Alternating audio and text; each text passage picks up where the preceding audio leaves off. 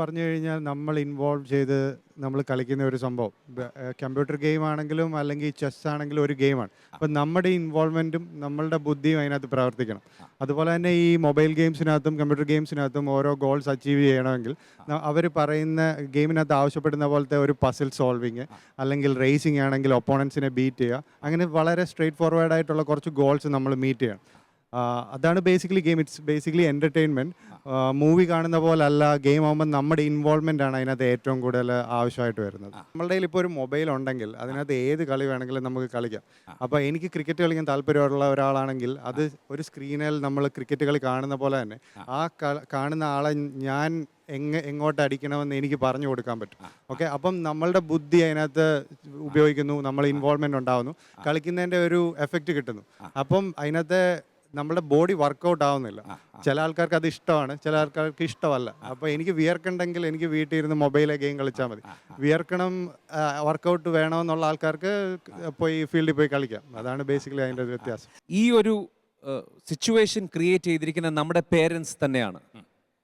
ഇന്ന് മുമ്പുള്ള ജനറേഷൻ, ഞങ്ങളൊക്കെ പഠിച്ചുകൊണ്ടിരുന്ന കാലത്തിലൊക്കെ ഞങ്ങളുടെ പേരൻസിന് ഒരു ലിമിറ്റേഷൻസ് ഇല്ലായിരുന്നു. വെളിയിൽ പോയി കളിക്കുവോ. ഞാൻ പഠിച്ചു വളർന്ന നാഗ്പൂർ എന്ന് പറഞ്ഞൊരു പട്ടണത്തിലാണ്. അവിടെയും മുമ്പ് ഗൗതം പറഞ്ഞ പോലെ സ്കേർസിറ്റി ഓഫ് ഗ്രൗണ്ട്സ് ഒക്കെ ഉണ്ടായിരുന്നു. പക്ഷേ അവിടെയൊക്കെ ഞങ്ങൾ ഗല്ലി ക്രിക്കറ്റ് കളിച്ചും പ്ലാസ്റ്റിക് ബോൾ വെച്ച് ക്രിക്കറ്റ് കളിച്ചും ചെറിയ ചെറിയ ഗെയിംസ് ഒക്കെ ആവിഷ്കരിച്ച് ഞങ്ങൾ കളിച്ച് വളരെയധികം നല്ലൊരു കൂട്ടായ്മ ഉണ്ടായിരുന്ന ഒരു കാലഘട്ടമായിരുന്നു. ഇപ്പോൾ നേരെ തിരിച്ച് വളരെയധികം സൊസൈറ്റിയിലുള്ള ഡേഞ്ചേഴ്സ് സൈറ്റ് ചെയ്ത് വെച്ച് പേരൻസ് പിള്ളേരെ കൂടുതൽ വെളിവിടുവാൻ സമ്മതിക്കാതിരിക്കുന്ന ഒരു സിറ്റുവേഷനിൽ ഈ ഒരു കമ്പ്യൂട്ടർ ഗെയിമിങ്ങിന്റെ ഒരു റെലവൻസ് അവിടെ വളരെയധികം ഉയർന്നു വരുന്നു. സൊസൈറ്റിയിൽ ഇപ്പോൾ ആൾക്കാർ കൂടുതലും പിള്ളേർ പഠിക്കണമെന്ന് മാത്രമാണ് ഒരു ഇത്. അവരുടെ ദേഹം അനങ്ങി ഒന്ന് വർക്കൗട്ട് ചെയ്ത് കളിക്കണം, അത് വളരെ കുറവാണ്. കൂടുതലും പേരൻസ് മോന് ഫസ്റ്റ് റാങ്ക് കിട്ടണം, അവൻ സക്സസ്ഫുൾ ആയിരിക്കണം ലൈഫിൽ. ഹെൽത്ത് ഒരു വളരെ പ്രയോറിറ്റി കുറഞ്ഞ കാര്യമാണ് റൈറ്റ് നൗ. അപ്പം അത് കാരണം എല്ലാവരും പഠിക്കണമെന്ന് പറഞ്ഞ് ഈ പുറത്തു പോയി കളിക്കാൻ സമയം വേസ്റ്റ് ചെയ്യണ്ട, അകത്തിരുന്നോ എന്തെങ്കിലും ചെയ്തോ, ലൈക്ക് അതാണ് ഒരു കൂടുതൽ പേരൻസ് ഇപ്പോൾ കാണിച്ചു വരുന്നത്.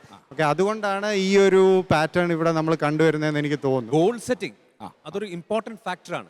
ഇതിനകത്ത് പല ലെവൽസ് ഓരോ ഗെയിംസിന്റെ നമ്മൾ എടുത്ത് നോക്കിക്കഴിഞ്ഞാൽ ഓരോ ലെവൽസിനെയും അച്ചീവ് ചെയ്യുക, അതിന് ഓരോ ഗോൾ സെറ്റിംഗ് പഠിക്കുക, ടൈം ബൗണ്ട് ഒരു ഫാക്ടർ, ഒരു to be inside a time limit to achieve a level, ആ ഒരു കൺസെപ്റ്റ് പഠിക്കുക.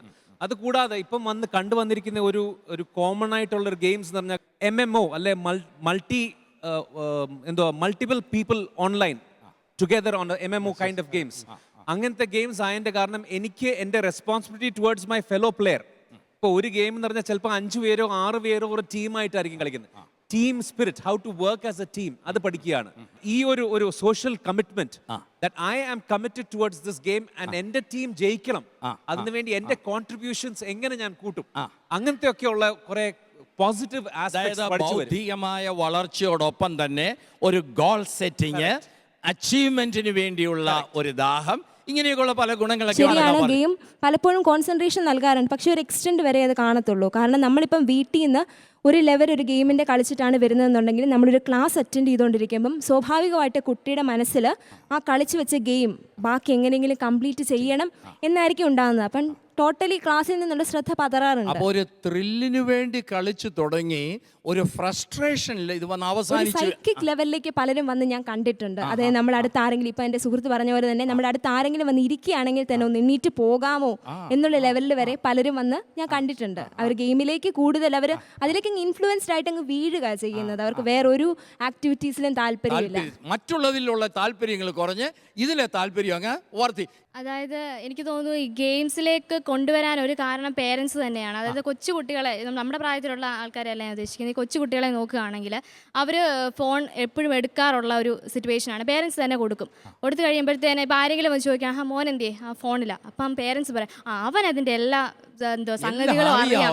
അപ്പം അങ്ങനെ പേരൻസ് തന്നെ എൻകറേജ്മെൻറ്റ് കൊടുക്കുകയാണ്. അപ്പോൾ പേരൻസ് തന്നെ അവരുടെ ഫോൺ കൊടുക്കുമ്പോൾ അവർ ഡെയിലി അത് യൂസ് ചെയ്യുന്നു, അത് അഡിക്റ്റായി മാറുന്നു. അതുപോലെ തന്നെ ഗെയിംസ് എന്ന് പറയുന്നത് അക്രമവാസന, അതിലുപരി കള്ളത്തരം ചെയ്യാനുള്ളൊരു പ്രവണതയൊക്കെ സൃഷ്ടിക്കുകയാണ്. കാരണം ഈ പേരൻസ് തന്നെ മൊബൈൽ കൊടുക്കുന്നു, എന്നാൽ കുറച്ച് നാളുകൾക്ക് കഴിയുമ്പോൾ അല്ലെങ്കിൽ എപ്പോഴും ഈ മോൾ ഇത് തന്നെ യൂസ് ചെയ്തുകൊണ്ടിരിക്കുകയാണ്, ഫോൺ തന്നെ യൂസ് ചെയ്തുകൊണ്ടിരിക്കുകയാണെന്ന് അറിയുമ്പോൾ പേരൻസ് അത് വാങ്ങിക്കാനായിട്ട് ശ്രമിക്കും. അപ്പോഴത്തേനും അത് പിടിച്ചു വാങ്ങിക്കുമ്പോൾ കുട്ടികൾക്ക് അവരോട് ഓട്ടോമാറ്റിക്കലി എന്തുണ്ടാവും, അവരോടൊരു ദേഷ്യം ഉണ്ടാവും. സോ അതൊരു അവരോടൊരു സ്വന്തം പേരൻസ് മൊബൈൽ അല്ലെങ്കിൽ ഗെയിം കിട്ടാത്തതിൻ്റെ പേരിൽ സ്വന്തം പേരൻസിനോട് തന്നെ ഒരു ദേഷ്യം തോന്നത്തക്ക രീതി ഉണ്ടാകും. അപ്പോൾ നമ്മൾ മനസ്സിലാക്കിയിരിക്കേണ്ട ഒരു സംഗതി, പല രീതിയിലുള്ള വെല്ലുവിളികളുള്ള ഒരു ലോകത്തിലാണ് നമ്മുടെ കുഞ്ഞുങ്ങൾ ജീവിക്കുന്നത്. ഈ വെല്ലുവിളികളെ ക്രിയാത്മകമായി നേരിടുവാൻ അവരെ സജ്ജമാക്കുക എന്നുള്ളതാണ് മാതാപിതാക്കളുടെ പ്രത്യേകമായിട്ടുള്ള ഒരു കടമ. ഇത് നമ്മൾ ബോധ്യപ്പെടണം.